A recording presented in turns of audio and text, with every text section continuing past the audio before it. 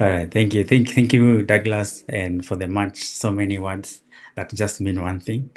So much appreciated also for the audience for showing up. I know it's time to like get back to home and relax after work, or for those who are after school, probably go and rest. So once again, it feels awesome to reconnect back with you, Douglas. And yeah, I am happy to share with you what I can. I'm also open to learn from you guys. I am not like the jack of all trades, knowing it all, but I will share what I can within the period I have. And where possible, if we have an interaction, then I'll also be able to take in questions and also interact with the audience. Douglas, I can go on from there.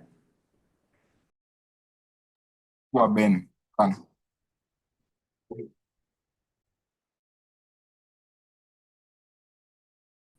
So I'll pull up my slides over there so I can share what I had. Douglas, just to make sure that you can hear me. Are you able to hear me right now?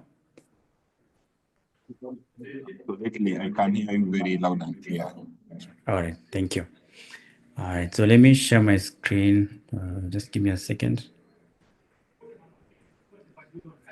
So confirm if you can see my screen. All right, so today I'll just take you guys through a little bit about mobile apps development.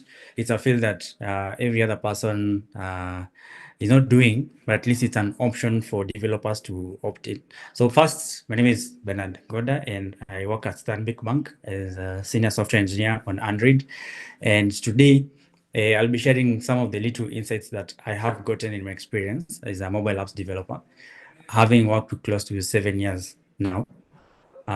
So personally, I did engineering, that is textile engineering in campus, and I no longer do that, and you guys know why.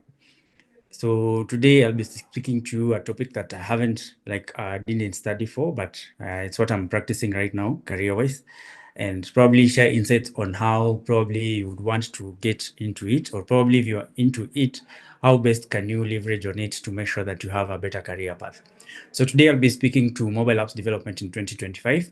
This is not a conclusive topic because the duration of what we are going to share today is not like that conclusive enough to give an enough scope as a takeaway. But the little snippets that I'll be sharing here, you guys can go over them, and then where you have any questions, you'll be able to throw in.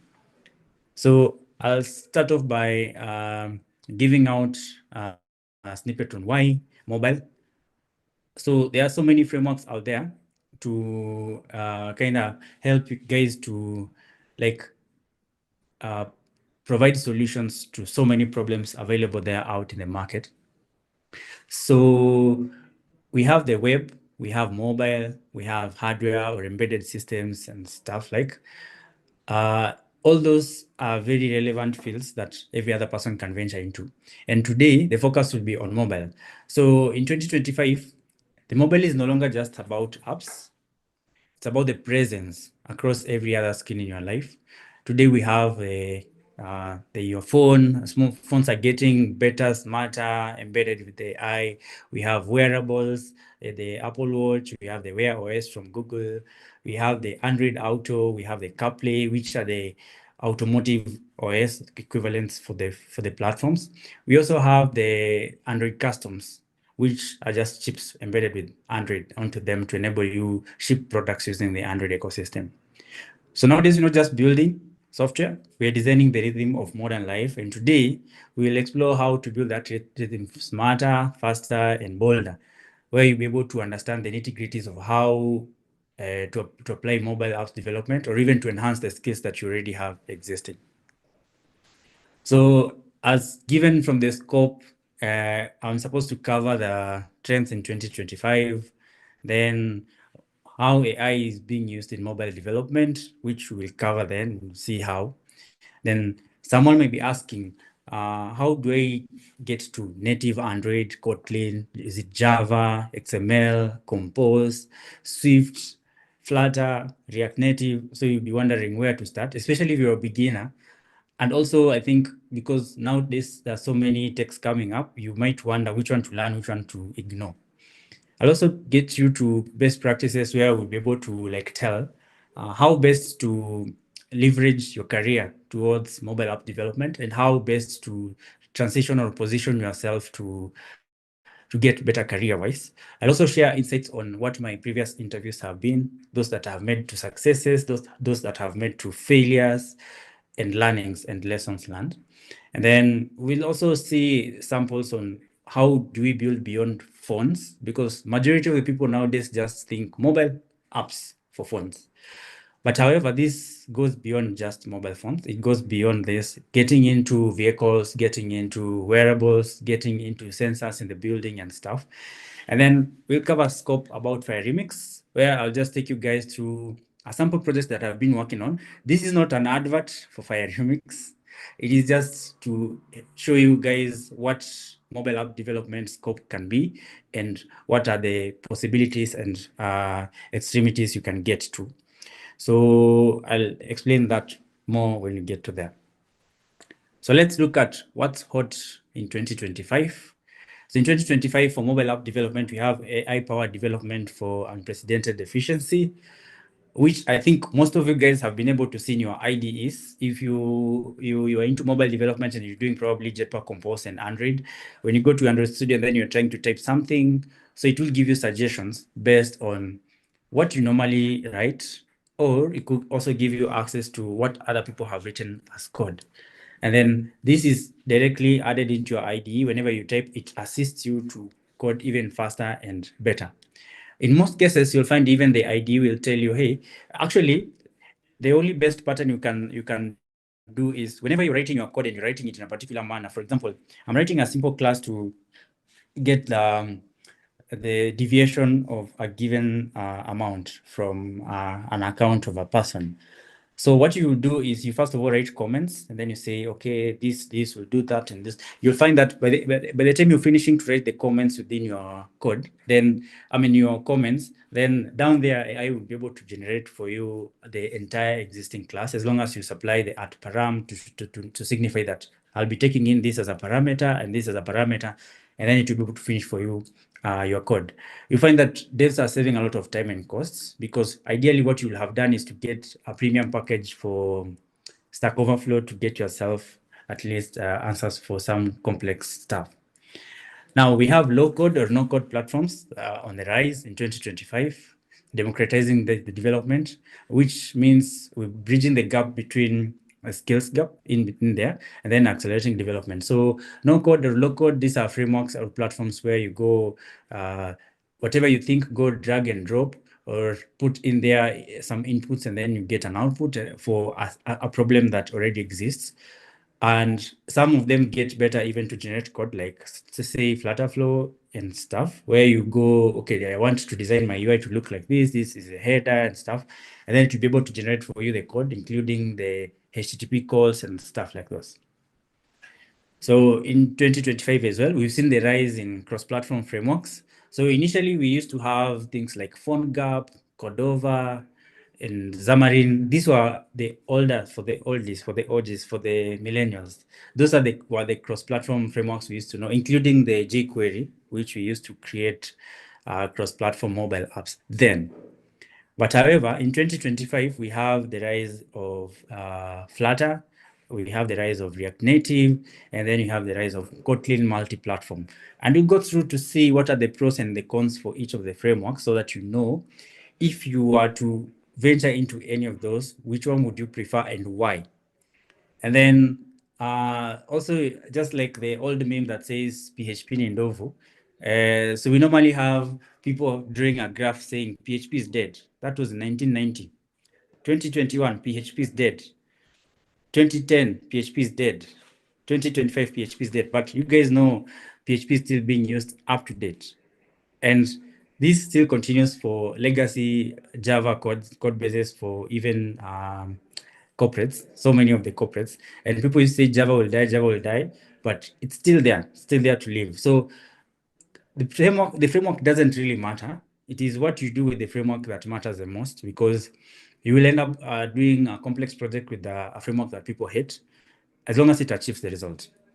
And then we have the web native hybrids for reviving for admin and light dashboards. So whenever people want to create dashboards and admin management systems, they'll be able to opt in for web native hybrids, which give better performance, better utility, and also support for desktop and better accessibility for clients. Then we have the integrated security, DevSecOps, which is right now a non-negotiable. Think about people exploring your app. Think about pen testing. Think about someone hacking into your customers' details and then running away with their details or even money.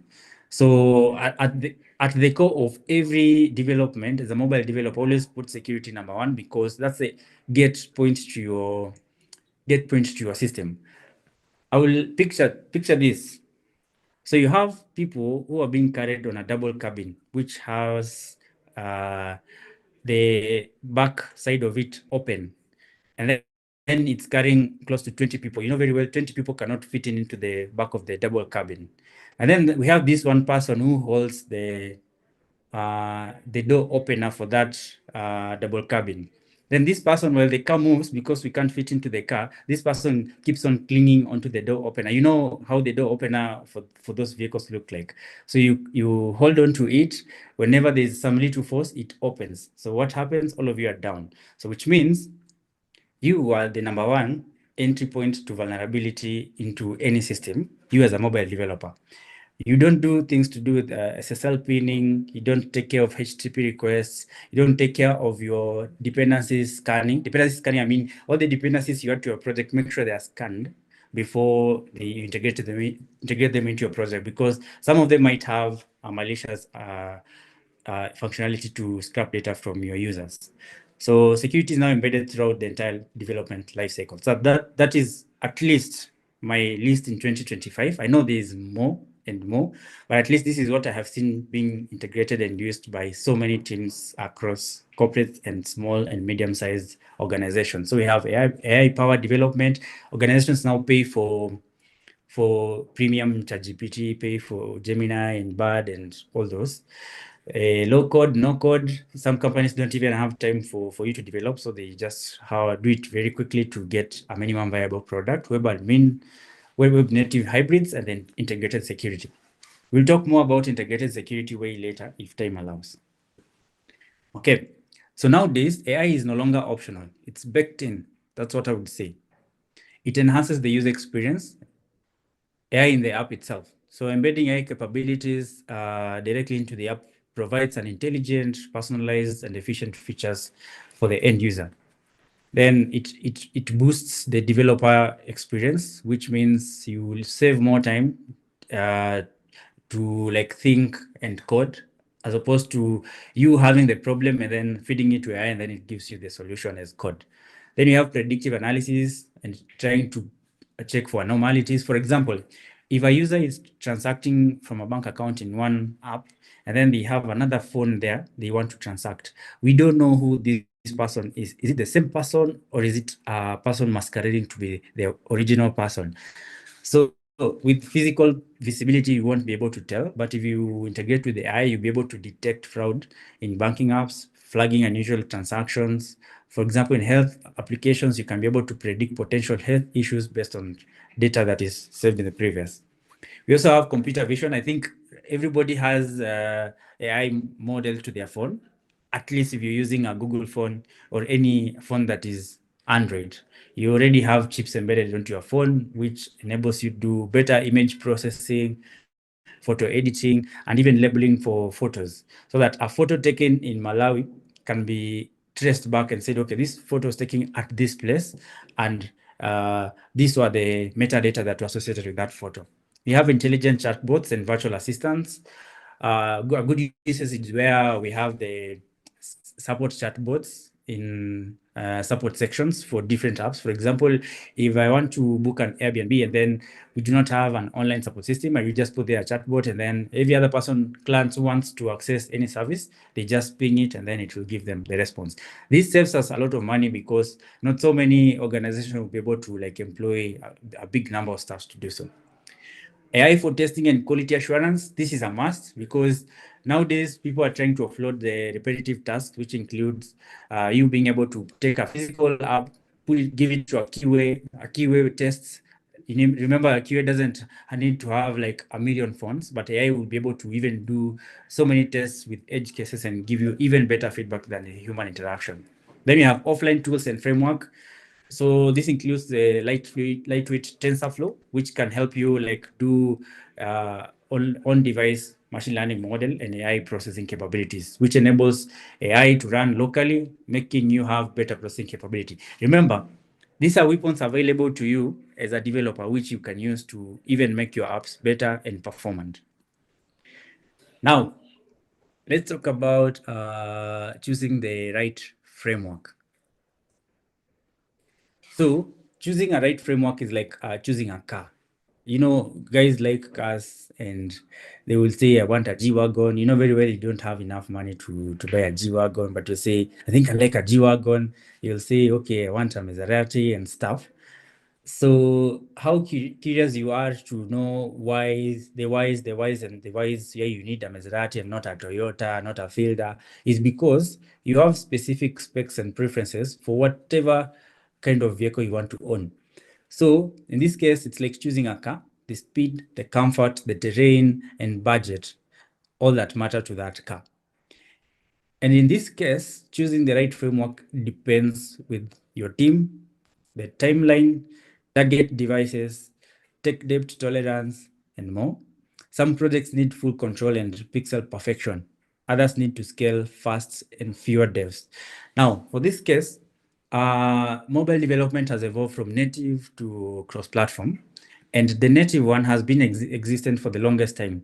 Native gives you the best of all that you can get. For example, gives you best on speed, gives you best in terms of efficiency, best in terms of device memory utilization, and also target for user accessibility. So if someone is unable to like hear, native will give you a direct access to device sensors and stuff to be able to tell, is this person able to access the resources on the device? If not, then you can add this accessibility support to those. Now, when it gets to cross-platform, the cross-platform tends to have the native features embedded into one place where you can write one code base and then have the different support for the different native applications. Now, definitely you will not get 100% accuracy for what you get in a native app. Native app includes the Android, Kotlin, and Jetpack Compose for Android developers, and Swift UI Kit for iOS developers, and so many other.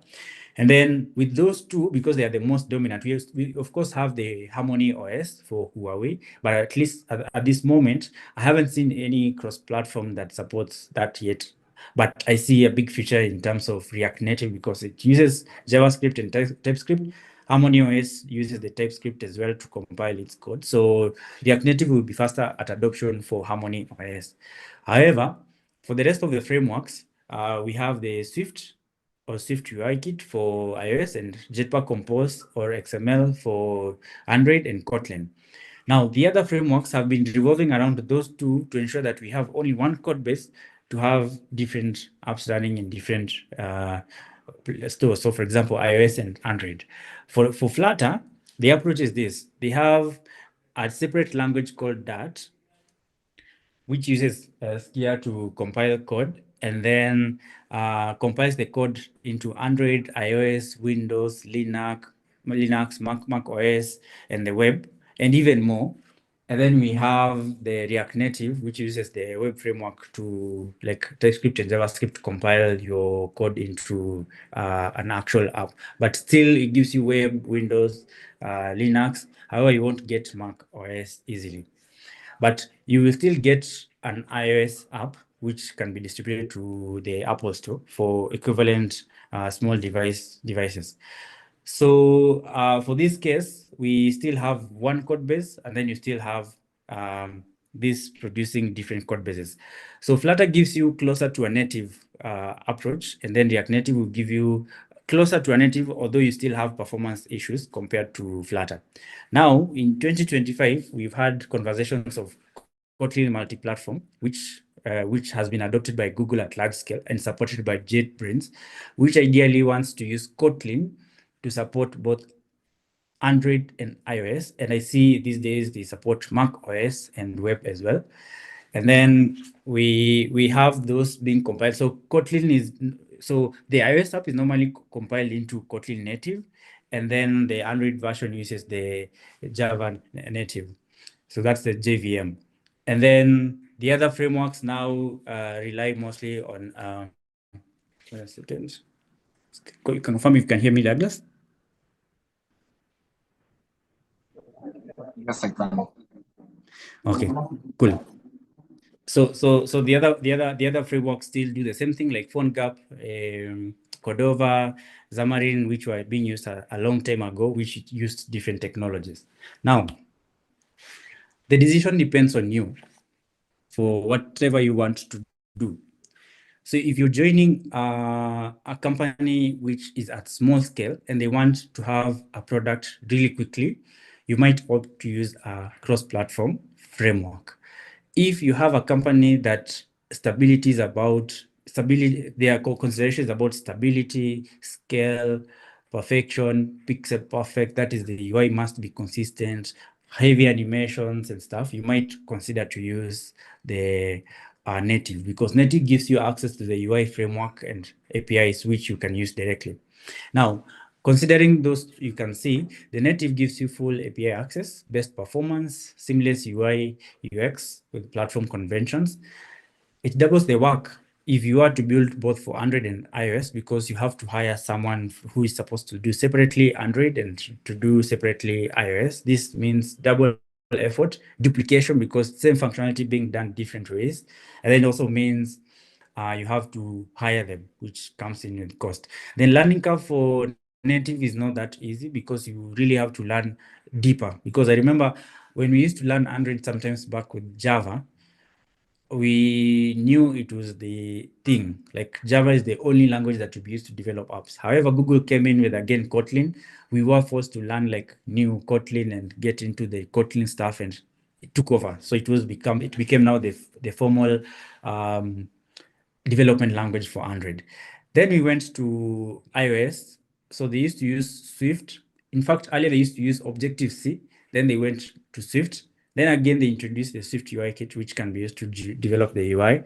Nowadays, people have to learn again Swift UI kit for them to like be up to date with iOS. Again, today, iOS now wants to blend in Android so that you can use Swift to develop apps for Android. The whole idea about developing apps with cross-platform is that it's the future and you can't run away from it. So make sure at least you learn at least one framework for cross-platform for all. Now, looking at Flutter, it has a fast UI dev cycle with hot reload. We have rich widget ecosystem, beautiful on every screen. Then native API access, where you can be able to access the native methods. For example, if you're building for iOS, you notice this. If I'm building a music app and then I need to play sample music on Android and I want to play sample music on iOS, you notice that they're using different approaches to how they handle media.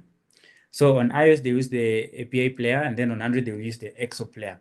So when you're building your Flutter app, if you want better performances for those platforms, when it comes to choosing the player, then you will have to write platform-specific code, and then you write on iOS platform-specific code. However, inform the OS, the Flutter language, that, hey, I have developed this feature on native. Now, I want to make sure that when you invoke a specific command, go and tell that feature to give you whatever you want. So you can do things like streaming, make sure you have the correct information on the media item, the currently playing media item, like the duration, start duration, end duration, the thumbnail, the images, the playback, and all those, so which you can use to access the native API. This makes Flutter way stronger at enabling you to bridge the gap between the native framework and the cross-platform.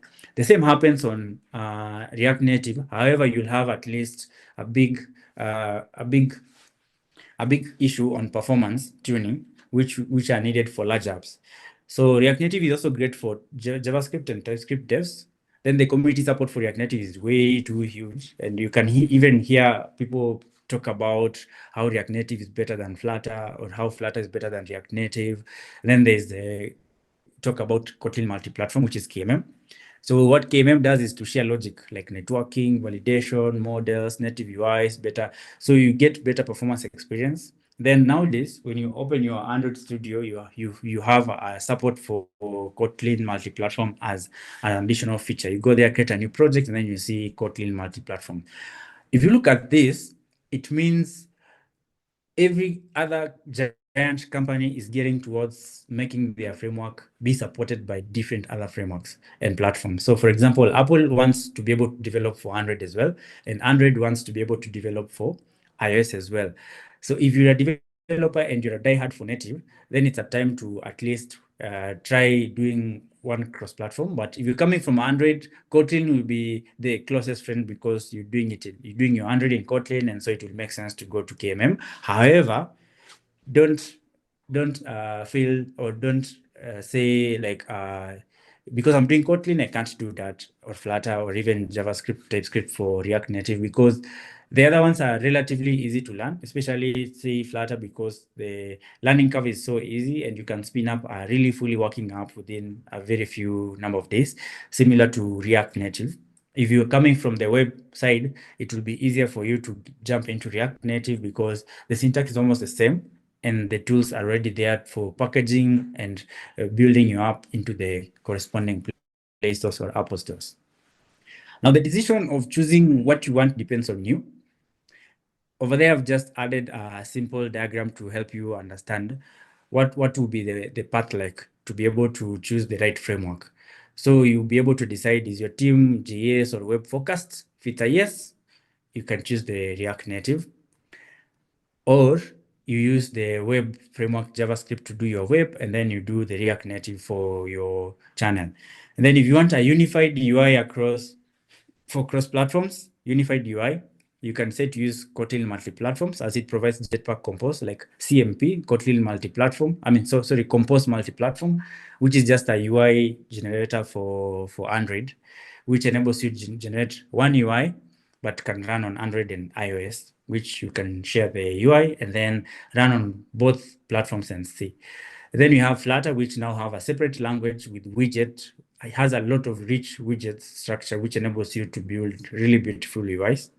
And then if you want a shared business logic, you can use the native or Swift or Kotlin. Then you can build the UI separately based on what UI framework they're using. Now, I have had a chance to work with both Android native, iOS native, Flutter, a little bit of React Native, and Kotlin multi-platform. For React Native, I haven't had like a much experience to ship a product to the market. That's why I wouldn't like talk more about it. But if someone probably has worked with React Native, will be able to tell us more. But this is my experience. On Android, everything works as you want on native side. For example, if you needed to pick offline fast applications, for example, you need to build for farmers in a rural area, what will happen is the project owner, project manager will tell you, we want this app to be offline fast. And then when the user recovers from the internet, then be able to upload that data to an online database or a server. Now, you do not approach this in a simplistic way. You try to understand what are the odds of this happening or chances of things going bad, because you don't know the quantity of data that users will be collecting. So you have to make sure that whatever you set up as an offline fast, make sure it's intensive enough to make sure to scale, downscale, upscale, or even do a load balance, so that when data comes in minimalistic way, handle it. When it comes in three big thresholds, handle it. What if the device doesn't have memory? So you have to figure it out in those. So native will handle this better because you can think about offline, store it in a local database. When the user is connected, but how would you even know the user is connected? Because you need to have a service running on the background to be able to tell you, or even a work that is running to be able to tell you, hey, this user is back. But remember, this data is big in chunks. So you also have to consider in the fact that what if the user starts uploading that data online and then it stopped for some reason? How do you recover? So you also have to add in the recovery mechanism so that data does not become garbage or in a format that cannot be understood by the receiving end. So you always have to think outside the box to know what will be the best approach. Remember, in most interviews, they will always ask you these questions. They will ask you, have you ever worked with an offline fast app? You actually say, yes, tell us one scenario where you used an offline first scenario. So if you've done these things, you'll be able to talk things about like work manager if you're working on Android, and then you'll be able to mention things about if you're working with services. You'll be able to talk about concurrent thread processing. You'll be able to talk about handling data flows, hot flows, cold flows, the view models, room database, and stuff. When you talk about things like that, they will understand, hey, this person has ever worked with such. However, if you give some vague answers, then the interviewer will already tell that you haven't worked with those. Now, if someone told you to work on workout app that just does give instructions to a user whenever they're doing a workout, and then they need to watch videos whenever they are trying to work out, and then this video can be paused, played, or even watches whatever you're doing, and then it pauses or resumes whenever physical activity has been resumed. You can easily do this with Flutter or React Native because they still have access to the physical devices native APIs, but still can be able to facilitate development of such like. And then if you're going to do iOS, for example, you want to write an app that works on the CarPlay. CarPlay is the equivalent of iOS on the vehicle. So you have vehicles that have been installed with the iOS equivalent or operating system for the car, where you connect in your phone, and then it picks up the apps on your phone, and then it enables you to interact with them on the car head unit or the dashboard. So how do you build this? Of course, these other frameworks, cross-platform frameworks, don't support that, like Flutter or React Native, but iOS Native supports. So if your use case or application will entail you building for extreme edge cases like the CarPlay, Apple Watch, and stuff, you'll be able to choose native iOS to run with, because that will give you access to those. Okay. So again, choosing the right framework depends on the use case. If the use case is not as heavy or intensive, you can opt in cross-platform. Also, think about the timelines. If the timelines are too short for you to achieve something, you can opt in for cross-platform because those ones can help you lift things really quickly and for both frameworks. If the cost for hiring is too small or they have a small budget, don't run away with native, run with cross-platform, because someone will say, I don't have cash to hire an iOS or Android developer. Use cross-platform because you build one code base for both. If the company is about sensitivity of the data, like in a banking setup or transport setup or in a health setup, choose native because that will give you full access to native APIs and it will be very fast. Now, how do you get hired in 2025 and what matters in both? And I'll give you an overview of what my experience has been for interviews in Flutter and what my experience has been for my interviews in native Android. And also, I guess people have done also interviews and they can also give in their views. So before you get to an interview, do real code, live demos, and GitHub repos. When you get to a too technical interview, the interviewer will always ask you to inverse a list or to create a bafu and stuff, or they'll ask you to do a palindrome. Those are just to help you like see the strength that you have in problem solving, even for the most common repetitive tasks. Most companies like Microsoft or Google, because I have interviewed with them, they will give you live demos and you will try to copy and paste. You'll see there is nothing that is being pasted. However, they can see the copied content on their side, not on your side. So you're given a very large question and then you're told, okay, we want you guys to use this in the next 1 hour, and then you can do a live code, and then you try get it from different sources, try to copy paste. They will see it on their side, but you not see it on your side. However, they'll be able to tell that you cheated in the test. This is not always the case because there are companies that will give you just a test, go do this and then give us a result. That's even better. You can run away with it. But however, with time, try to write your real code and try to make sure that you understand what your code does. Even if it's AI generated, AI is usually good enough. It always tells you, this is the reasoning, this is the whys I put in this. And if you're writing code and then you're trying to grow yourself, try to even invoke and tell your ChatGPT or Gemini, write this code in a senior developer perspective. So first of all, give it a secure scenario. For example, I want you to create for me a simple contacts app in Swift, and then it will write for you. Go ahead and invoke it more again. I want you to write this code that you written to me in a senior developer approach. And you will see a very big change in how that code is written. And they will tell you a senior developer will consider this and a junior developer will consider this. But you wonder why ChatGPT will give you a junior developer or a mid senior developer approach first before it gives you a senior developer, because it wants you to understand what it's writing. So you go ahead and invoke it and ask it to give you a senior developer approach. Now you'll see, and this is how personally I've been learning how to write better code, because you give it a prompt or you put in your shitty written code. For example, you might have written a code. For example, I'll give you a use case of what app I'm doing. Right now, I'm doing an app that enables you to stream music. And music for this case could be long musics for 1 hour, 2 hours, 3 hours. That's like 100 MBs plus. So the first code I ever wrote to stream that music, it will take close to 10 minutes to be able to grab that file from the internet and then load it to the system player. And then the system player now tries to buffer it up to a specific duration, and then it will play for the buffer duration. If it doesn't find internet for the next duration that it's not buffered, it will take another 10 minutes to buffer again. So what I did, that code I had written it from scratch, and then I put it to my code AI assistant, and then I told it rewrite for me this code. It rewrote. Yes, I tried to put in, at least I saw an improvement of around 8 minutes for buffering. Now I told it try to write this in a senior developer perspective, and guess what?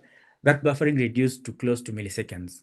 And now the streaming experience became better because buffering did pre-buffered a long time, and so users would listen for songs even without noticing that it's being streamed from online, because a lot of it has been already pre-buffered, and then users can have a better experience at listening.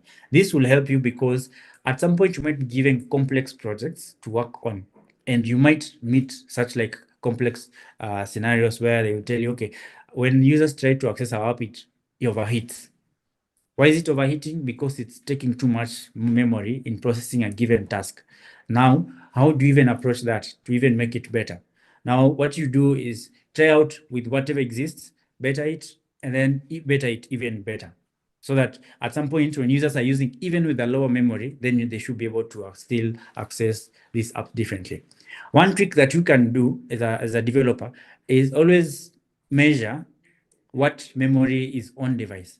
If the device is low memory, render different features. If device is high memory, render different features. If those features must be rendered. For example, if you need to render graphics expensively on the UI to make it look better, always check and find, does the device support better memory processing? If it doesn't, render the image at small scale, just to make sure that the user, and a good example is where most Google apps try to go to a phone ile ya kitambo and then try to run a very heavy app from Google. You will see the performance is the same, and you try run it on an expensive phone with high memory specs, the performance will be the same. Why? Because they render features differently based on device specs. If the device specs are slower, you render features that do not do a lot of memory intensive tasks. And then for those devices that have better processing capability, render that the best you can.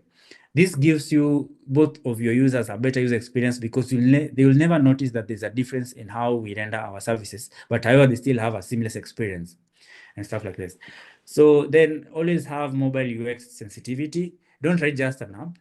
You have been given an experience to expose people's services to clients.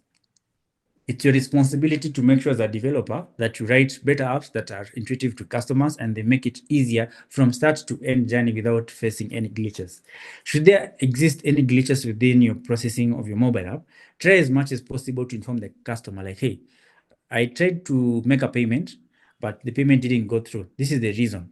If you communicate that to the customer, you provide a good user experience, because the customer is aware and they'll even be gracefully like accept that. However, if you do not handle edge cases better, then users will keep on retrying, and what will end up with, they will go to Play Store and say, okay, this is a shitty app, 1-star rating, they will uninstall it, and then if it's crashing, Google will even be sending you alerts all the time telling you, hey, you have a bad behavior threshold on your Google Play because your app keeps on crashing, and will make it even less discoverable with such like devices. That's a bad user experience. Just imagine you have over 400,000 people installing your app, or even a billion, or even a million, and then you need to support all of them. Think of WhatsApp.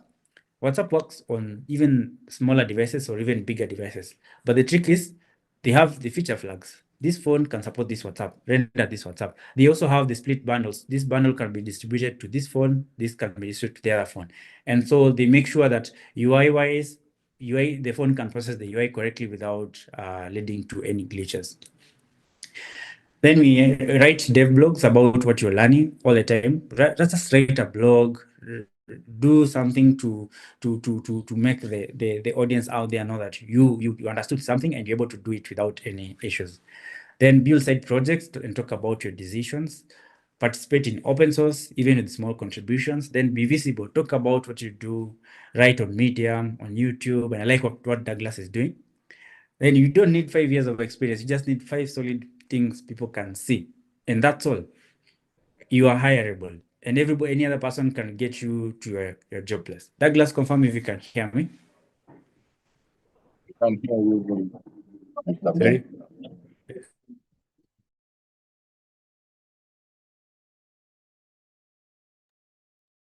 Yes, Chief. I can hear you. Okay. Hear you, Ben. Now. Okay. Give me a second. Are you able to see my screen?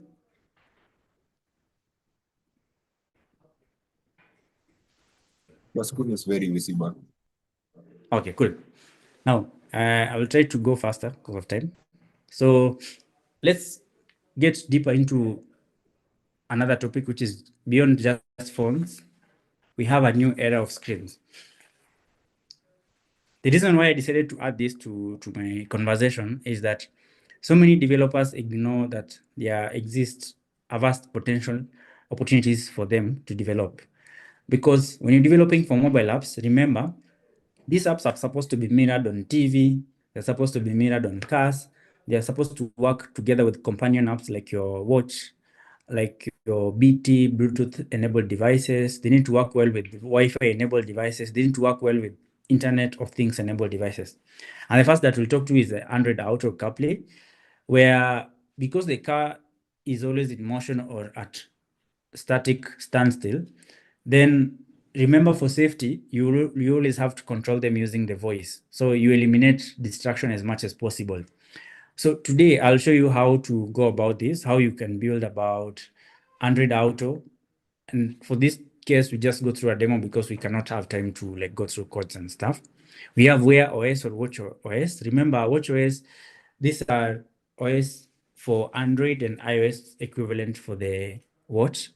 And they support OS firmware from Android. And so, which means you should be able to sync an app and the watch. So how you do those in between is the developer who does it. But you see, most people have focused on the mobile side, forgetting that you might get to a company. For example, if you're going to work for Samsung, remember Samsung manufactures the firmware, and then they also have the physical peripherals that they sell, like the watch or Wear OS. Remember, these Wear OS need to communicate with their software, which they develop as well. So assuming you are the developer who's been put in there, how do you make sure that your app can be able to communicate to the watch if you do not know some knowledge about the Wear OS and how it works, or even the underlying architecture?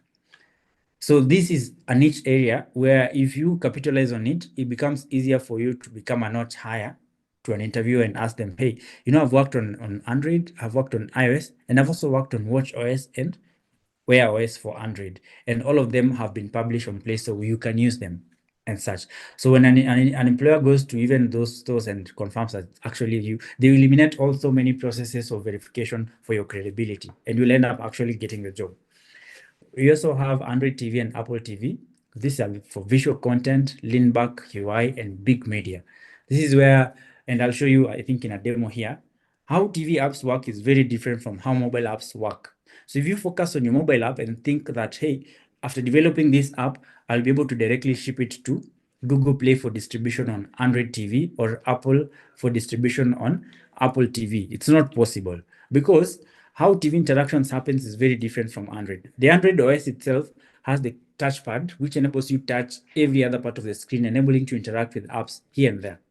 However, on TV or the lean-back operating systems like the Android TV, Apple TV, they do not have the touch. Or even if they have touch, it's not a mandatory required feature of the TV because most TVs don't allow touchpad. So what that means is users can't tap menu one, menu two, menu three using their fingers or their hands, because you can imagine you going in front of your TV and then you want to touch over there, and then it's a 65-inch TV. How do you even go and select channels with your hand and then go back and sit and watch? It becomes ironical. So it makes sense to use a remote control. So what do I mean? When you're developing for TV, always make sure that, in fact, just kick out that there will be any possibility of a TV being a touch screen. So you develop your app assuming you only have how many controls? 4 controls: the up, down, left, center. Actually 5: left, right, top, down, and the center. Those are the only controls that the user will be able to interact with your app. But how do you even make sure that your app, having a million features, can be reached out by those only 5 buttons? I'll show you how to go about it. We use the directional or D-pad. The D-pad is the center button that you normally see on your remote that enables user to interact with your app. I'll also show you how to support for Android TV and distributing it on Google Play if time allows. If it doesn't, we just go through the demo. We also have the cast support. Cast support is not developing for TV. Cast is a feature which enables you to continue playing whatever you're playing or listening to or even seeing or reading to another device which is connected to the same network. Network can be NFC, it can be infrared, could be Wi-Fi, could be Bluetooth and stuff like those. Having cast enables you to extend your a million possibilities on your app to even support other devices, because so many other devices support cast, like the Android TV, the Android Auto, the bikes, the watch, home theaters, and so many items. So if you're playing a music and then you want to hear the blast of it, for example, today is on Friday, I know people will be going to Dunda. Then you have a music, you like it on your phone, then you want to enable it to play on your TV or any other device that's connected near you. What you'll do, enable the cast feature, share the media file, and then the other device will pick up over there. Then it take over from where you had played or read or whatever. Then it will continue playing on a bigger screen for a better experience. These features might look as optional, but as a developer, try it out, because you never know when you'll be able to use this, because cast functionality supports everything: documents, media files, audio files, pictures, and so many other formats that can be used to share content from one device to the next, enabling a seamless support. You can see Spotify, YouTube Music, the YouTube itself. You can be listening to something on your phone and then you cast it and then it continues to play on the other side. These are things that are available, but developers will never go into them deeply. But it's something that we should get into.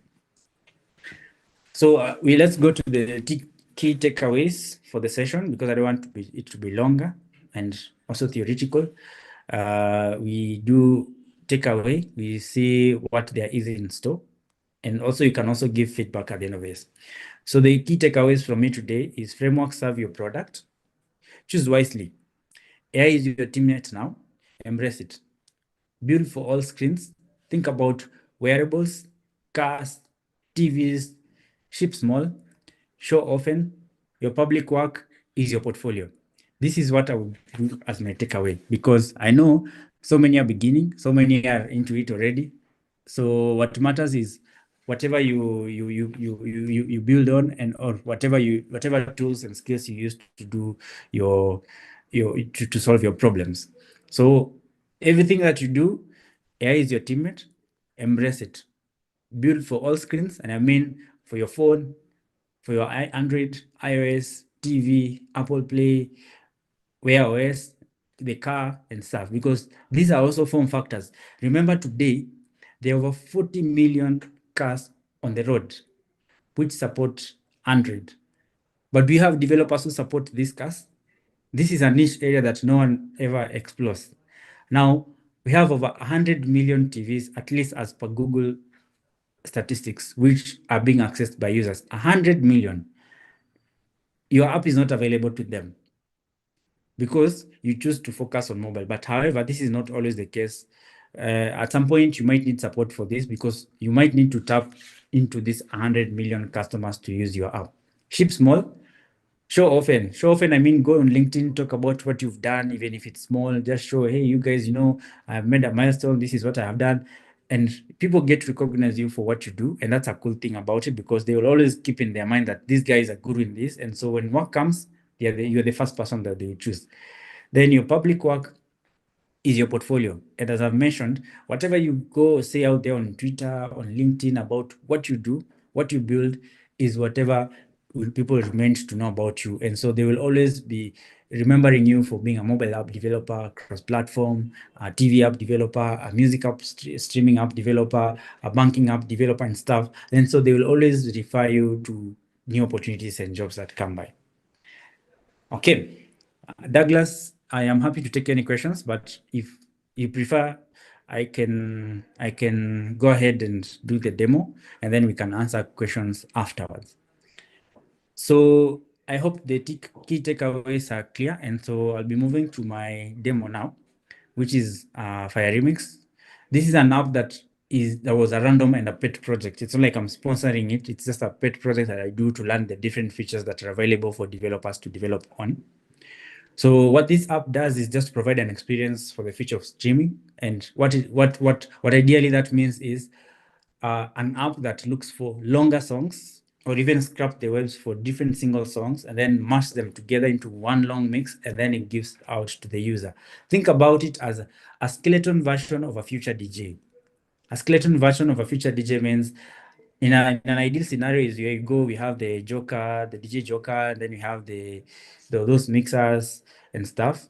And then the DJ will be there to listen to different beats of different songs, and then one song after the next. And then they will, of course, must have a previous experience of hearing a song, the beats, and then they will know this song goes in line with this. And so whenever they need to get one song to the next, they will add in a scratch or anything of the sort. And then you'll get a really nice blend of songs from start to end. Now, this experience, imagine of it in a virtual environment where the AI goes scraps music from the net, and then it comes down with the different musics, cleans the data, removes all the irrelevant mixes. For example, those ones, I mean, those individual songs which are go beyond about 10 minutes, removes those and then cleans them up.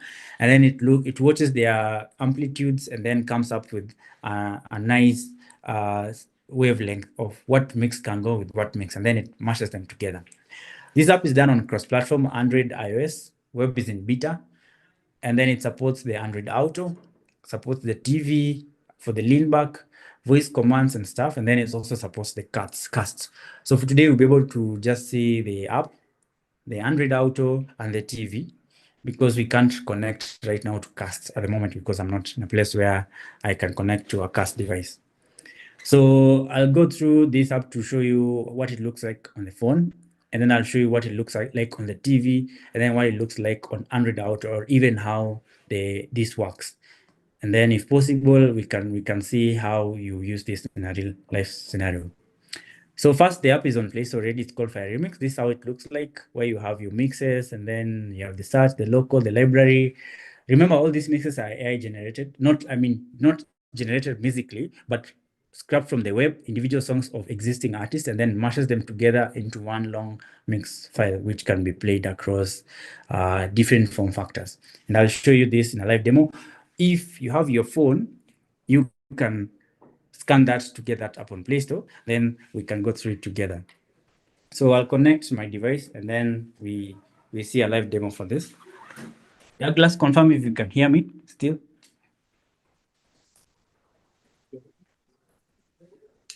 Yes, yes, Ben. Okay, cool. So that's a QR code you can scan to get the app from Play Store. And then I'll go ahead and just connect my device so you guys can be able to see this in action. So I'll start by demoing the app itself. Let me stop sharing and then share again.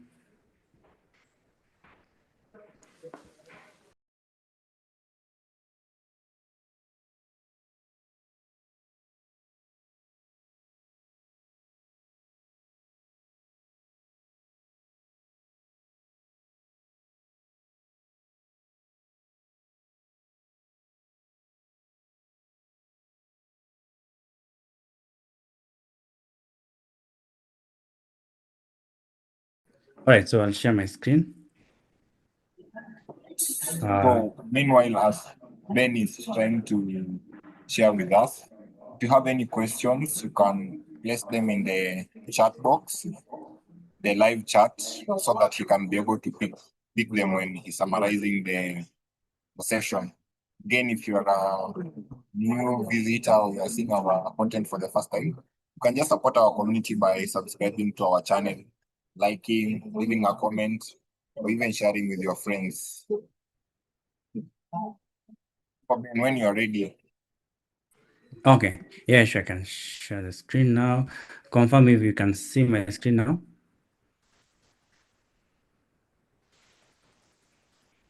Let me know when you can see my screen. Yes, I can see it. All right. So the first thing that you do is to go to Play Store and then search for Fire Remix, like so. So it's the third app here. It's called Fire Remix, and you can see over there. Then I'll click open. So this is what Fire. Then it has a section for searching for DJ mixes. And then it has this section which has the top mixes of the week. This is based on AI recommendation for the different people listening at different times. And so it will curate a list of 10 most listened mixes, and then it will curate those for you. We have the top hits, which people watch or listen to the most. And then we have mixes by AI DJ. So in this app, I have a virtual DJ who like kind of mixes and does all the work of scrapping music from online and then adds the music in there. However, this app is open to any DJ who wants to allow their mixes to be in here, and you'll see several DJs already have onboarded in here where people can listen to their mixes. Then we have the recently added. This is a section where if a new mix is added, it will appear over there. And then we have the different categories for the musics over there. So for example, if you want to play one of the mixes, and I'll play the first one, you can see, I don't know whether you can hear.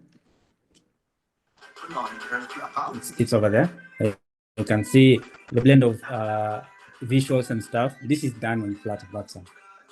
So that's how play works. And then you can see the details of the currently playing item, the duration. You can see the seek and stuff like those, where you can loop, shuffle, and do much more. We have the search, which now contains so many other mixes which already exist with pagination. These are skills that you must know, like pagination. When data reaches the end of the list, you can prefetch more data and stuff to prevent the UI from lagging. Then you can see if you click on top hits, it changes immediately. Country music and stuff. These are API calls being made under the hood with best practices. We also have the cast functionality. Because I'm not connected to any cast device, you won't be able to see any cast device over there, but you can see the details of the music, including the seek and stuff. And then we have the local music. These are musics which are offline. I mean, from the downloads, if you had mixes offline, then it will be able to fetch those, and then you'll be able to play those, for example, like so. And you can see the offline ones have been pre-buffered for a longer duration, and it's what I have just told you guys, how better to make an algorithm to work efficiently as a developer. And so these ones are offline and they can be played without data and stuff. Then on the library section, this is where we have the different DJs who have onboarded. So we have this Nick D, Grouchy, AI DJ Remix. So this is the virtual DJ that I told you, and you click on them, you'll be able to see so many of the mixes which have been done by a virtual DJ. And then we have now the different other DJs who have onboarded, and they still continue to onboard. So if DJs want to onboard, or you have a podcast and then you want to onboard it, it will be able to come over there. If you favorite an item, for example, come here or to your favorites. Sorry, over there. Come there, and then you like this. You come and favorite it. Then it will go to the favorite section where you'll be able to like view it as a favorite, and then you can listen to it over there. So the app is beyond just this. It's also available on the car. And how do you even tell that it's available on the car? I'll quit this app, all running apps on my phone, just like that. And then How do you simulate the car? You on your Android Studio, you come there and then you say ADB forward. So we normally have a port for you to. Sorry, I'll have to quit one. ADB forward. I don't know why it says you have more than one app. Check.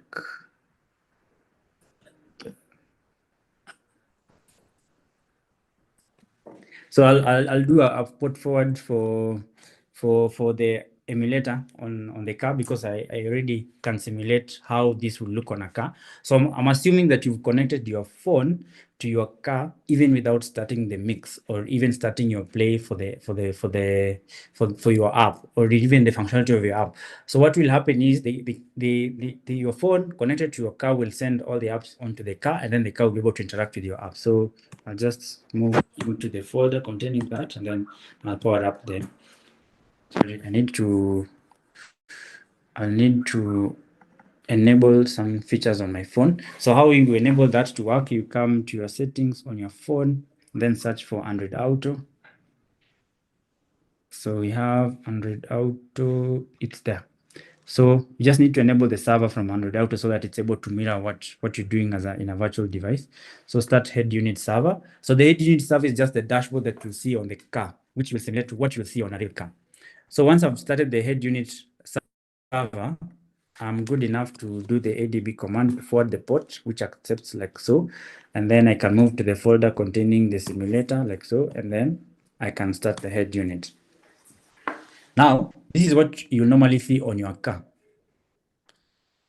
For those who are driving or planning to drive, this is what your experience will look like when you have like so. So so you can see already the car head unit or dashboard already picked my app because had played previously, it will pick my app as available for play. And you can see these are mixes that have belonged to my app. When you go back, you can even see my app already supports the car and it's available, putting on in the DJs. Like for example, if I have to do the AI DJ fire remix, you'll see their mixes. It's my favorites. I've just added some few. You'll see them there. If you've downloaded already a mix, it will be appearing over there. Now, on the car, things are very different.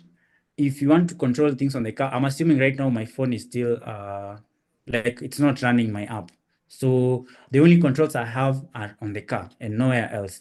So if you're playing, for example, that for the Genesis, and then, for example, you need to pause. You do not have these interactions to pause and do stuff. So you let it play, and then you come and say, stop. Like so. And then it will stop like so. If you're playing something, sorry. If you're playing something and then you want to play the next song, like so, you just come here and say next song.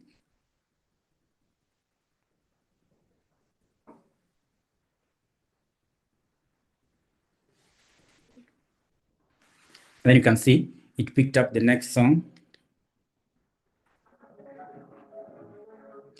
Next song.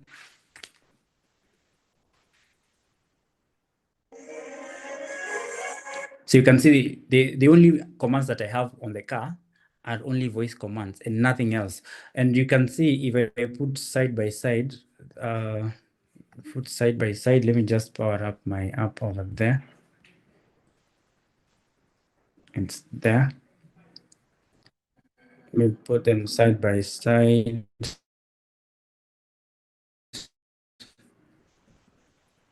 Is that like so? So if I go to this side and then probably I am on this song, this is called today's R&B hit songs slow motion. If you play it over there, you'll see it also controls the app on the phone. If you go and then if just playing and then you want to maybe forward 10 minutes ahead or 10 minutes behind, you will see the voice commands will also work on the phone. So you go there and say forward 10 minutes.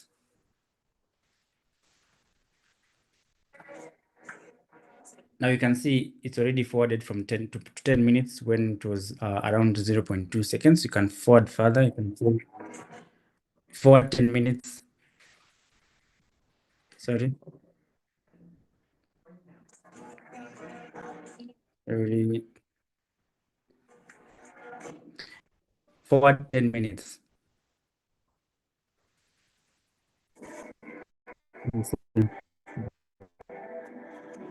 So ideally, voice commands work for both, for just the car, and then on the phone you have the physical interactions where you can move, select stuff, and do a lot of stuff. But on the car, the only capability you have is just the voice, and so this is because of safety and stuff. So when your app supports the car, when you go to the car, you will see that your icon appears.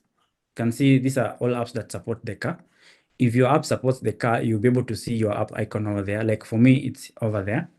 When you open it up, you'll see it's the same thing, interface and stuff like that. So when you do another new play, for example, a new play, you can see even the player changes. So there's that direct communication between the phone and the car. All right. So that's about the car. And one thing you should note that the car only works with voice commands and not much interactions because of distraction. Now I'll go ahead and show you guys the TV equivalent of the app because that's a separate app from the current one. I'll power up the TV app simulator and I'll just kick away the physical simulator and then I'll run the TV app. Sorry, guys. All right, so we have the TV app over there. So the TV app is you select the target form factor of where you want to run your TV app as the TV, and then you select the equivalent. So this is the app version, this is the TV version that you run onto, and then it will, you can even see the interface is TV. As you can see, I'm unable to control my TV app using the normal clicks as usual because the TV app doesn't work like that. It works with the D-pad or the remote config. So I'll power up a simulator for the D-pad, which is this, which will simulate the remote control, which is available on your TV. So this is, you can see this one is able to control your TV. You can go to the genres. This is where you saw the categories on the app. You can go, for example, say top hits. You can see the only buttons I have are 5. 1, 2, 3, 4, 5. And there's nothing else I can do because of, so you can play one of those and then it takes us to the detail screen, which enables us to play the song. As you can see, I also can't touch anything. So I can't touch anything because the directional pad is the only one thing that can be used to control across that. And it's not that easy to wire this up because you always have to know which is my next or previous target. The target means when I'm from this back button, where next can I go? So when I'm from there, I tell it, but where I want you to go is the play button. And then from there, I can go and favorite an item or not favorite an item, like so. I can play next, or the next target can be a list. So, sorry, quit that. Then if you want to navigate across lists, you use the directional back. This is the normal thing that you guys do on your normal TVs. As you can see, you do not interact with it with your touchpad, but however, with your directional pad. So you initiate a play, and then this will pick up a player, and then you'll be able to interact with that. How we do search on the TV is also very different. Unlike the ones that you have on your phone where you can type in, this one has to have an on-screen keyboard where users will be able to type in. For example, you can say grouchy, sorry, say grouchy for any mixes that exist for grouchy like so. And then just search that. So if there are any mixes for grouchy, then you'll see them. And for sure you can see they are there, including grouchy. I can play that, and then to be able to add all mixes related to grouchy on the playlist. So interactions on the TV is different because you can use voice commands, you can use the D-pad, but you can't use the touchpad on your screen because the TV is not wired up like that. So your app by default does not support TV. All you have to do I'm talking for the case of an Android, all you have to do is to make sure that you go to your project and then you support lean back. Lean back means it supports TV only, and then support for touchscreen, I've put it to false because not all TVs have the support for touchpad. Yeah, so that's a snippet about it. Of course, if you had time, we'll explore more like the watch OS and stuff. However, this app is available on Play Store. You can use the beta version of which is available on Android and iOS. The TV app will be rolled out very soon. It's still on development, and then when it's available, you'll be able to like go directly install it on your TV as well and listen to music or mixes on your TV as well and have the diversified experience for for your music streaming and stuff like those. Also, it's something that you might want to venture into and do. At this point, I think I'll finish up my talk over there because time is really gone. And you have any questions, you can throw at me. I'll be glad to answer. And thanks, Douglas, for making this happen.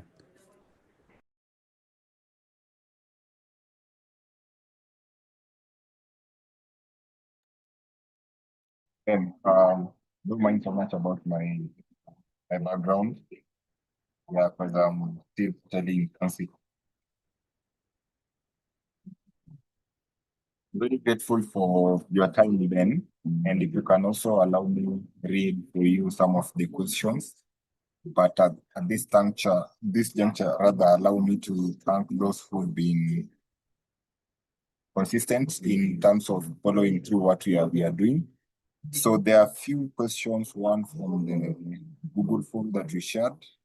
Then we also have a few from the live chat, but I'll start with the ones from the live chat.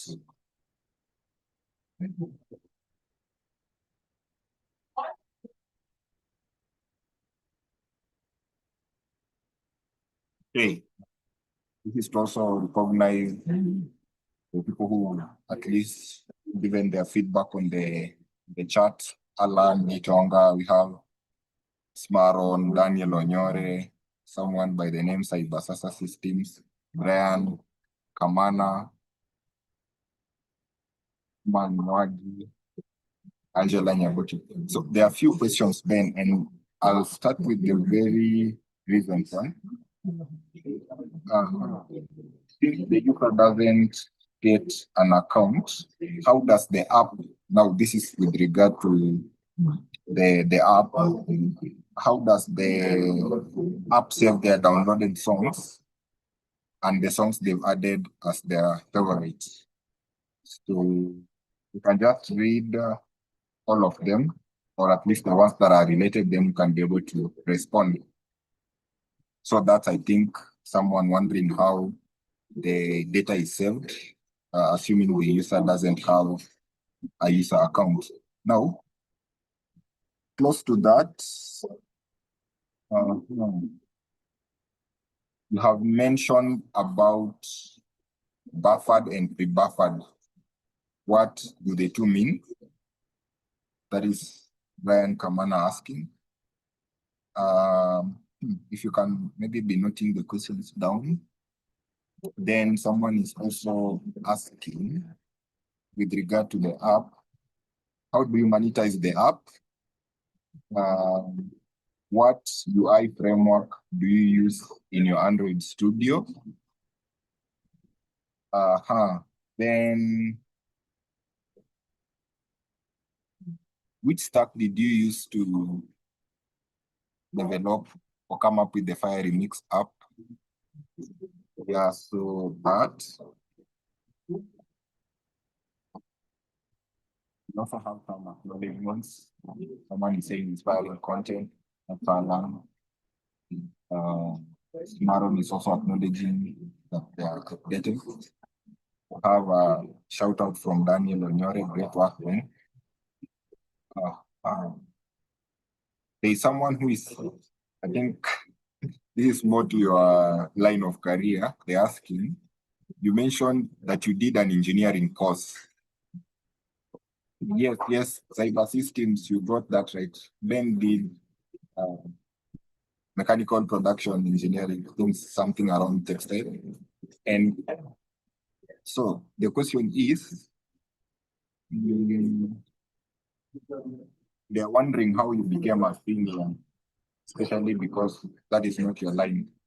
So how did you become a senior dev within those years, yet you never went the computing way, rather? You decided to choose computing over the development role over the engineering role, like what you did back in Mary. Hey, I think we had also mentioned this. Someone is saying, I'm just starting out on Android. I don't know where to start, what exact framework to pick. If you are starting today, how would you do it, please? I think we can answer that. Someone is asking about monetization, the UI framework, also AI. Okay, there's also a question with regard to AI. For someone who is starting, AI is doing so much in coding. Should it be a worry? Uh, there is also the last question in the chat from Norman. I already know a few basics of React.js. Will it be easy to transition to React Native? Wow, that's a very many questions. But I think Ben, through your wisdom, you can try answer in summary or in general or whatever other manner you prefer. Back to you, Chief.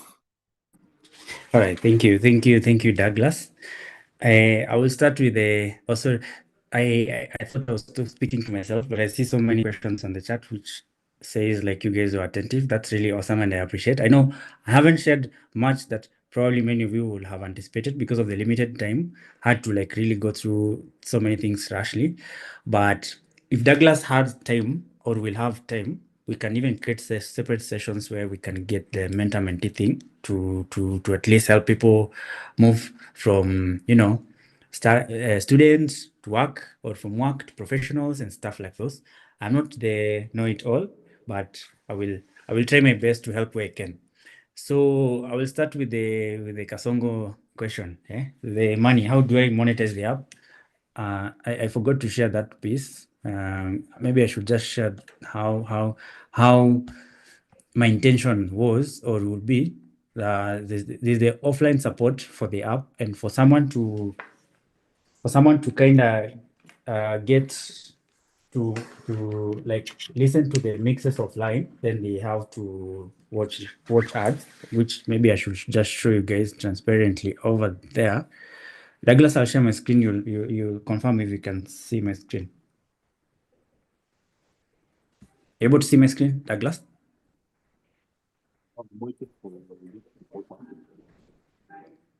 You can see my screen.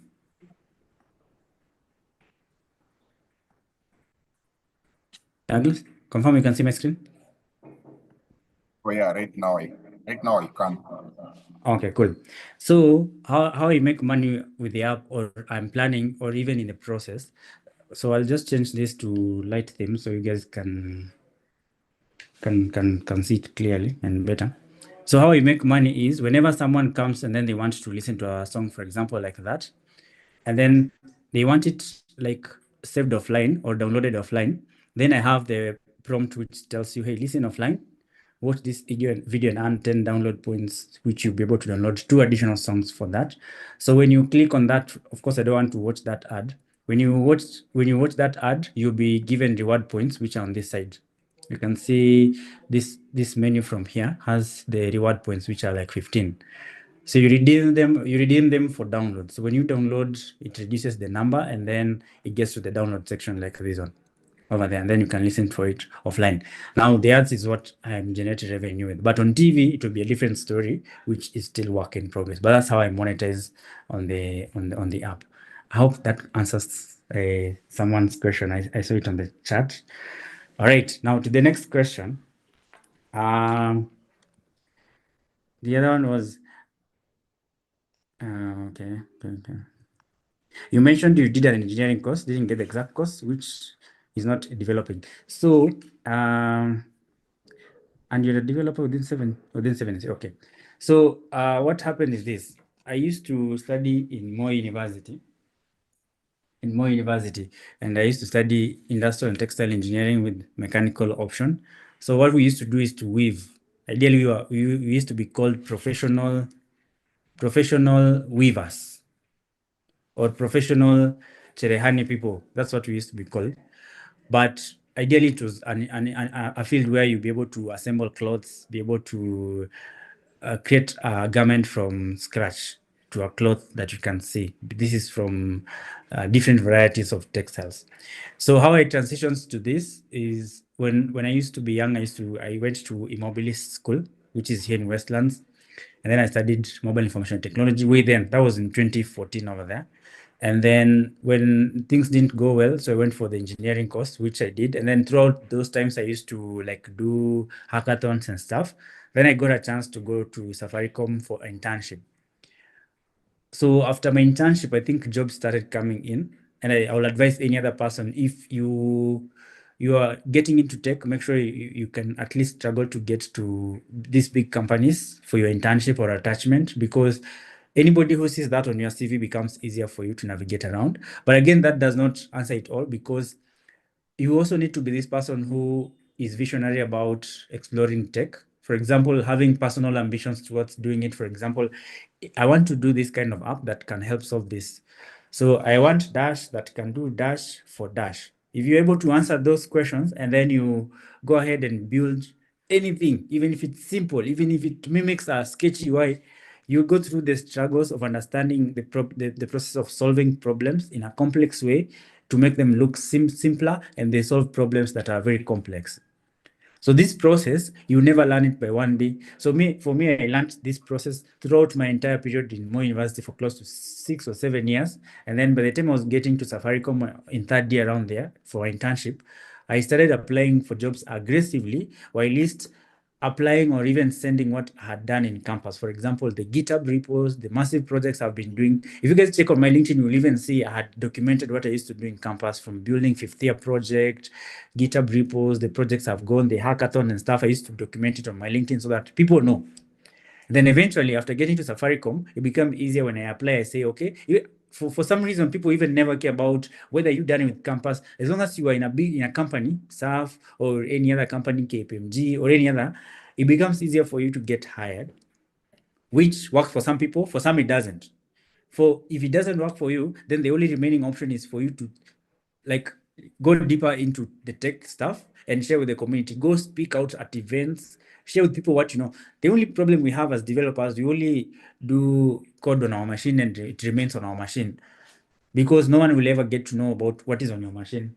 So the best thing is to do is this: is go remove all those dead projects on your machine, share it out with people, let people contribute, let people go contribute to it, add repos, pull requests. Me, he never used to know how to do the GitHub thing. It was very hard for me. Like, I used to zip my projects and put them on Google Drive and stuff, until I realized there's GitHub and stuff, and then life became easier. So small concept. Don't rush. Don't say, okay, it's 1 month, I want to become a senior developer. It never works like that.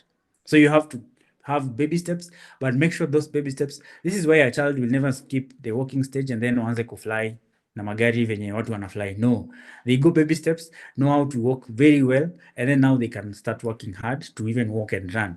The same way you will have to learn. Baby steps are very important. Learn them. Don't rush at YouTube. The Windies go tell you how to create an app in 10 minutes.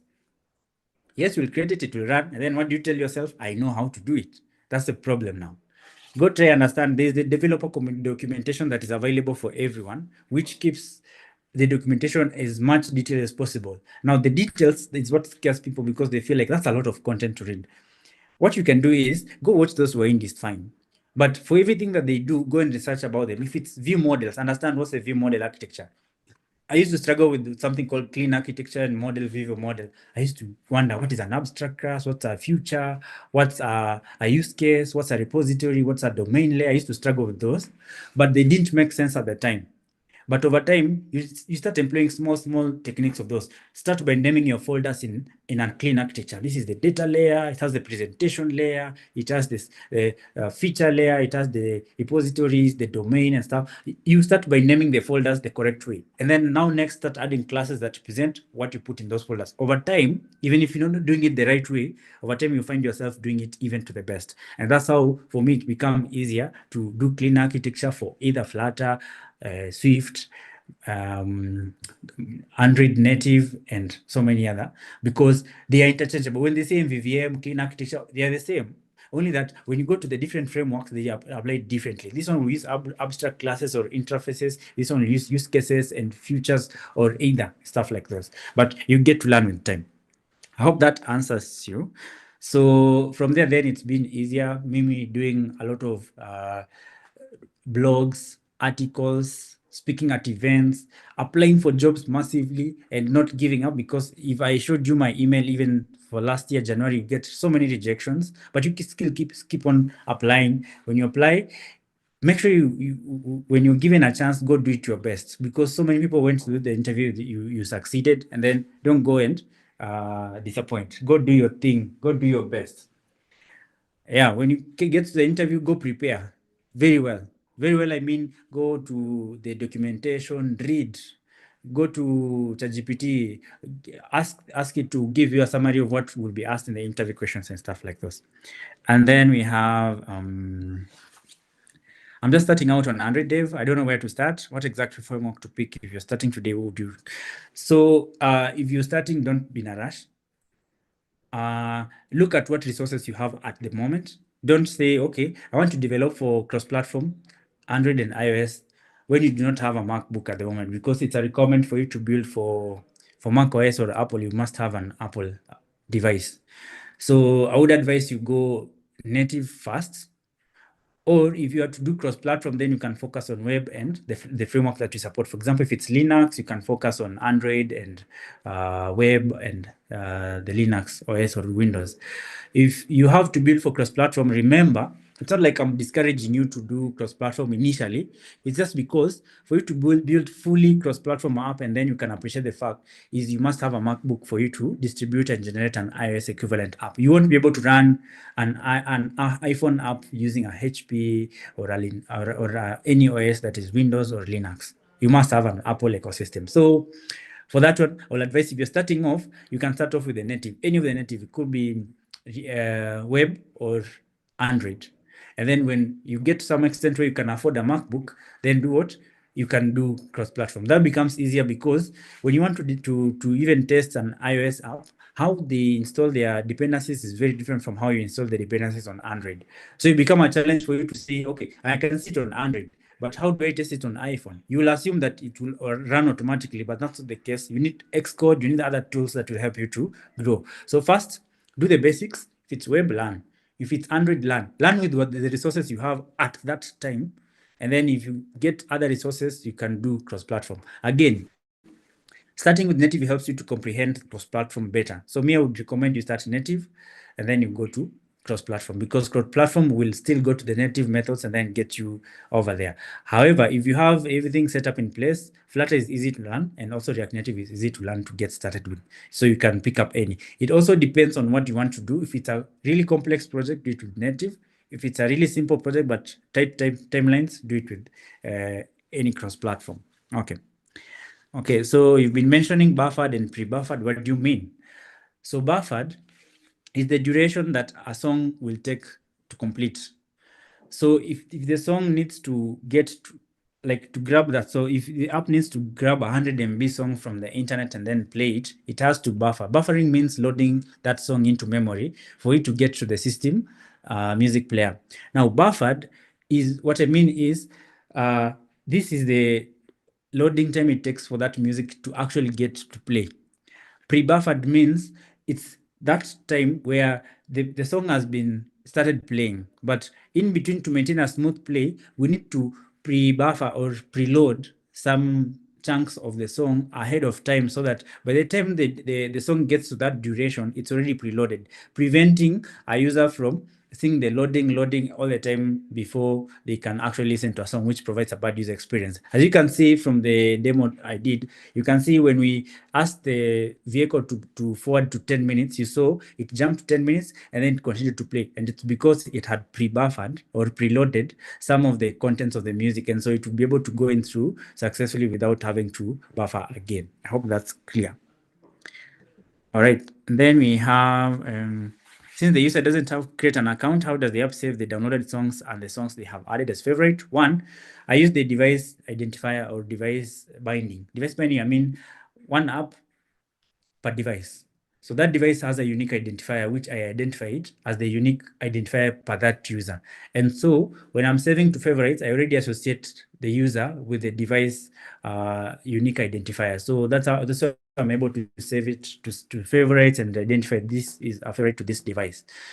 And then when I'm about to save to downloads, I still have access to the system downloads folder, so it's easier to like download it using the device identifier. So ideally, what's unique is the device identifier. But however, in the near future, if I really need, at the moment, I don't need any customer data to keep, because you really also have to provide to Google why you need that customer data. For me, I'm not subscribing them to anything. The app is totally free, and so I do not need to collect the information. But should I need, then I'll be able to add in an authentication like Google and stuff. But I hope that's clear. I am not collecting any user data because I do not need it at the moment, but I'm using the device identifier to uniquely identify a particular device having your app. For someone who is starting AI, okay, doing AI is doing much in coding. Should we worry? As I told you from my takeaway, AI is there to be your companion. Don't because we are in the future going to be prompt engineers, majority of us, because it will be don't think, just prompt, then you get it. But how do you even validate what you've been given? So it's not time to worry. It's time to say hallelujah. It's productivity on steroids. So you have to do. So you have to do is to make sure that you always make sure you can you understand the behind the scenes, and then you can use what is given to you as an advantage. For example, if you're able to do an app in 2 weeks because you have AI, that's a plus to you. It's a productivity. You do you to ensure that you generate enough revenue and then to make your employers happy. So it's not time to worry. It's time to rejoice and be more productive, because it's giving you AI code generation, enabling you to do code faster, enabling you to debug, enabling you to do the crazy stuff that are not available online and stuff like those. So don't worry, just rejoice and be more productive. Do as crazy things you can. Right now, you can do any app, even the TV app I'm talking to you about, or the car app. You can go to ChatGPT, tell it how to, and then you get the answers to those. So enthusiastic, there's indeed a lot to learn. Okay, that's okay. I get you. How do you monetize? I've already answered.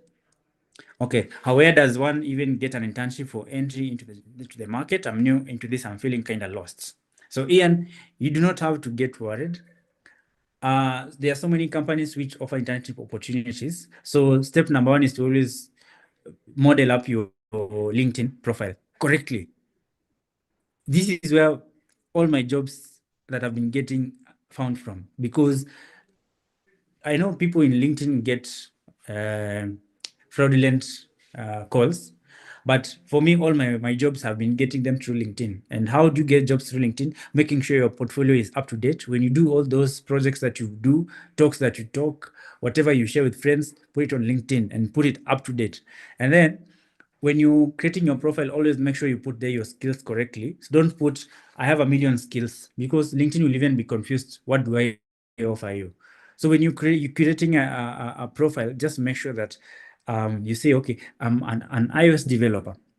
And go and add all skills related to iOS, like Swift, Swift UI, Objective-C, and all those. And then add topics and stuff related to iOS. LinkedIn will be smart enough to tell you, hey, there's a recommendation for a job here that we think matches you better. You look at them, study the job description very well, and then apply. All my internships are usually posted on LinkedIn as well, and also from the company portals. Like Safaricom normally have those yearly internship programs that they always call for internship. KPMG have the same, or graduate programs that they do. So first of all, create a LinkedIn profile, and then be aggressive enough for internship. Be on the watch out. When you get to LinkedIn, you'll actually see so many companies which are doing internship offers. And then that's not enough. You can go to the company portals like Safaricom. You can do any of the banks, Equity, whatever, Stanbic, you get those internships. The only thing that you need to do is to become more aggressive and be intentional about what you want to do. You don't like code on your machine and sit in your house and keep silent, be the cocoon developer, and then you expect jobs to come. So start by speaking about yourself. On your status, put what you do, even if it's small, advertise it to people, make sure that they know what you do. When internships come, they will throw it to you. And then majority of the time, connect with the correct people. You can see people on the chat here. As much as possible, if you can connect with them, because these people are closer to these opportunities. You can't grow alone. You grow by a massive number of people. The many number of people you have, the more opportunities you expose yourself to. So start now. Okay, so It was an amazing piece, so motivated by your work. Hope one day I'll get to this. You're welcome. If you have any questions, you need any sort of assistance, I'll be able to help. Give us your LinkedIn handle. I'll share. Douglas, I think you can share. Could you advise someone to learn Android today between Java and Kotlin? Which one would you advise to use today? So, when we started learning Android, we used to learn Android with Java. But Google took over Kotlin for Java because Java used to have issues on Android because the Android lifecycle is very complex. You never know what state the app is, and so it will end up into null point exceptions, inefficiencies in memory management and stuff. So that's why Google came up with the Kotlin language. So the Kotlin language is declarative and it's super nice. It's concise. It has so many superpowers in it. So if you're starting on Android, first choose Kotlin because during the 2018 developer conference, Android came out loud and said, we're going to support both Android for Java and Android for Kotlin, but we will be doing rollouts and releases for Kotlin first before Java. So that means Android or Google supports Kotlin as language number one for Android. And so I would prefer that you start with Kotlin for Android development. It's the best because it exposes you one to multi-platform factor like Kotlin multi-platform and Compose multi-platform. So go the Kotlin way. Don't go the XML way. Go the Kotlin way with the Compose way. So Compose for the UI, Kotlin for the logic. So go for Android for Kotlin. And then eventually if you get to understand the framework better, now you can switch to Kotlin multi-platform. Douglas, I think I didn't see the other questions on Google Form. Maybe you can check which I can answer, but I'm happy to answer.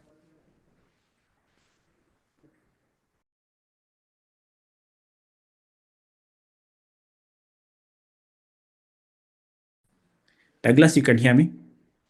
Yes, Ben, I can hear you. So let me. I think most of them are more or less related to one another. The only unique question I can see here, because most of them have really answered them, just touching on cross-platform. Someone is asking, this is related to the Firebase database, that if you're using Firebase database and you want to create a multi-platform app, which language and IDE would you recommend? One has a lot of documentation, making it easy for the developer. So I think this is more of language and IDE recommendation when you're using Firebase database. So then back to you. Sorry, come up again. They're using Firebase and what? You're using Firebase database and you want to create a multi-platform app. Which language and IDE would you recommend? So, okay. So again, I will not tell you go for Flutter, React Native, or Kotlin multi-platform again. The reason being, Firebase is just a facilitator of a database. And it's amongst the easiest tools you can use to power up a database. Whatever framework you can use to power it up, all those platforms support. React Native will support Firebase, Kotlin multi-platform will support Firebase, and Flutter will support Firebase. They will all be able to fire up the app correctly. Whatever you need to do with that functionality that uses database is what will determine what framework to use. If you need to use, if the use case is something very simple and needs a nice UI, intuitiveness, and animations, use Flutter. If you intend to use for something that is not very complex but needs to work correctly, irrespective of web, mobile, and the cross functionalities, use React Native. If you need to use some sort of, if you need your functionality to be having some sort of speed, reliability, efficiency, but doesn't depend on platform-specific offerings like the cameras and sensors and stuff, use Kotlin multi-platform. Why? Kotlin multi-platform, iOS is still growing and it's not yet there. for like complex apps. So reusing the UI, it could be like network calls to show images, to show like fetching from Firebase. You want to show a list of user profiles. That can be done with Kotlin multi-platform correctly and faster than most of those others, because Kotlin multi-platform uses the Kotlin native to process the iOS app, and then uses the JVM for the Android, which makes it very fast to process stuff. However,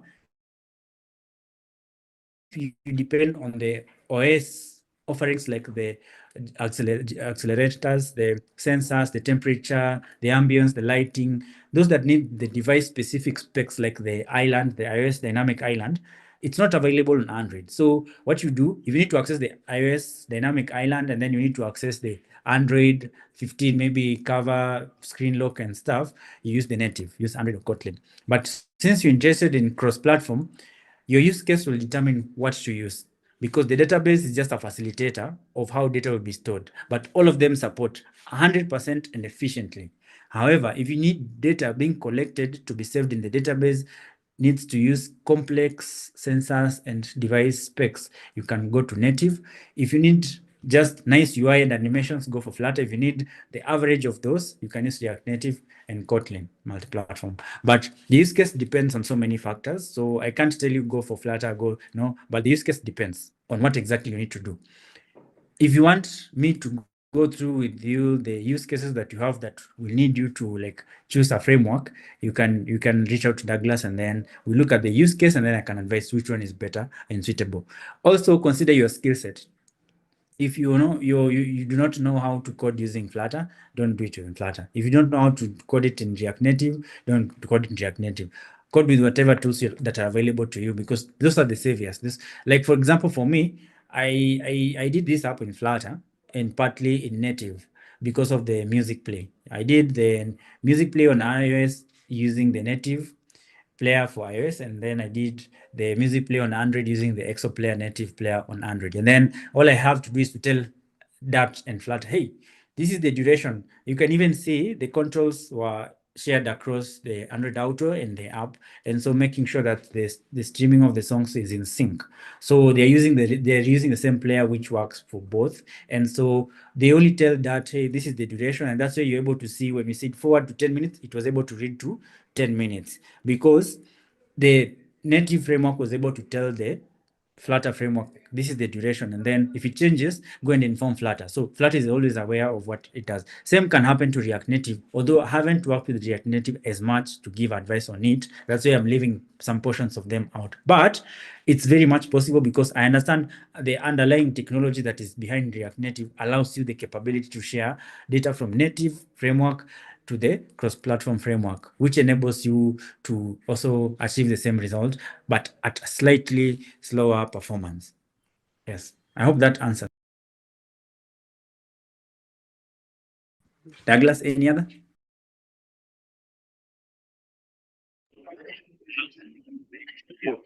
So from the chat box, I can't see any other question. The Google Form questions, they are most of what you just answered. So maybe most of them are just a repetition of what you've been mentioning. Yes, Ben. On whoever asked for Ben's LinkedIn profile, I have shared it on the live chat. I'll also include it in the description of this video. You can reach out to Ben. Again, Ben, you can also give us any other way someone can reach out to you on maybe email or X or whatever other way, if you are comfortable.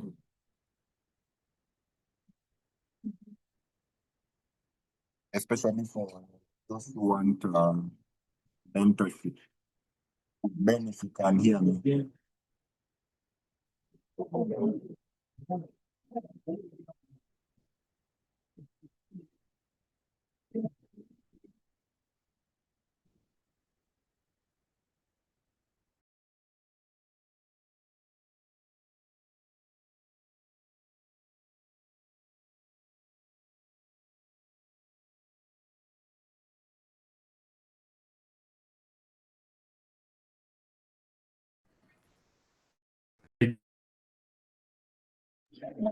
Ben, we seem to have lost you at one point. I don't know if it's my network or yours, but we seem to have lost you at some point.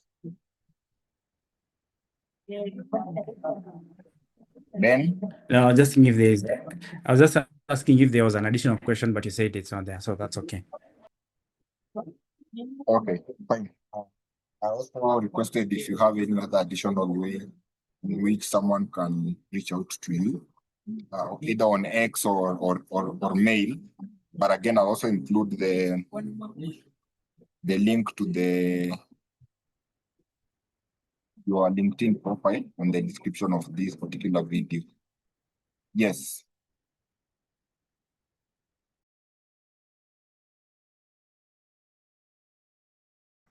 Sorry, I think I lost you, Douglas, totally because of the network.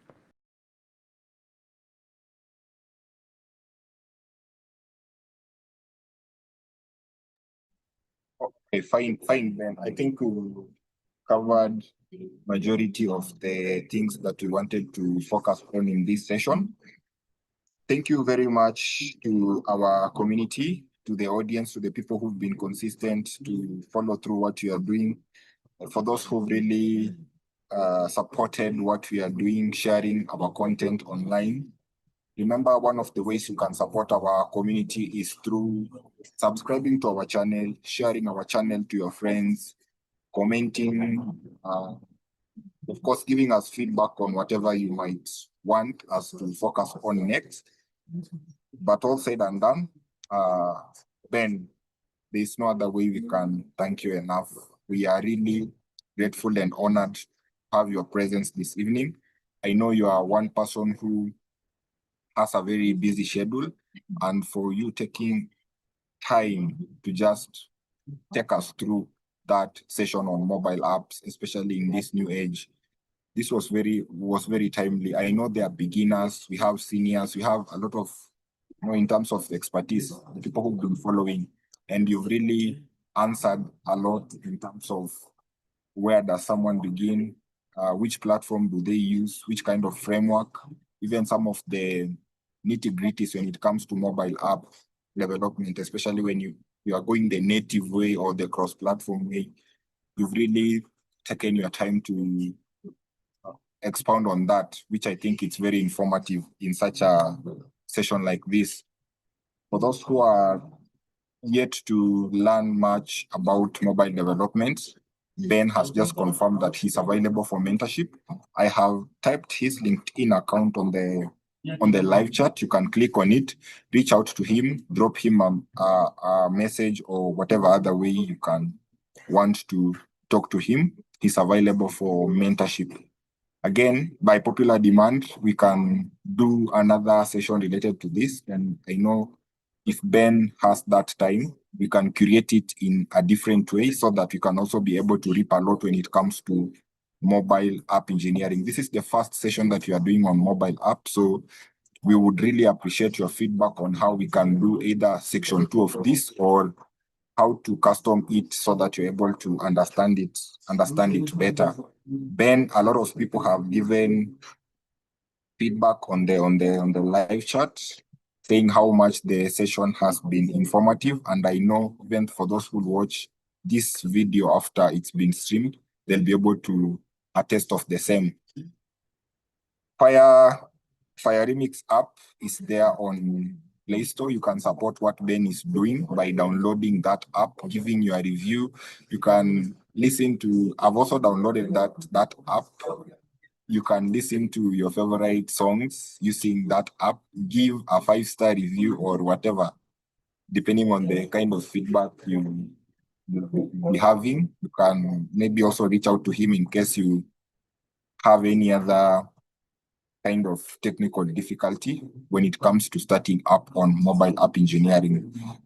But that said and done, allow me to end our session for today at that particular point.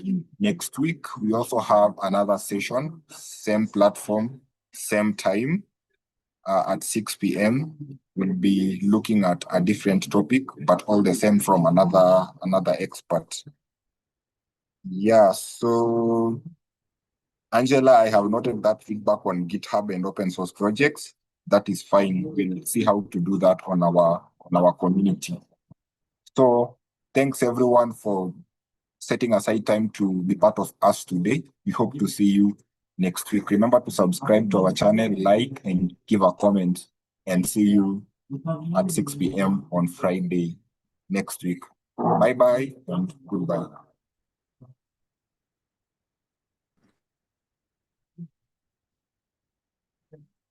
Have a parting shot before we call it a day, if you can still hear us.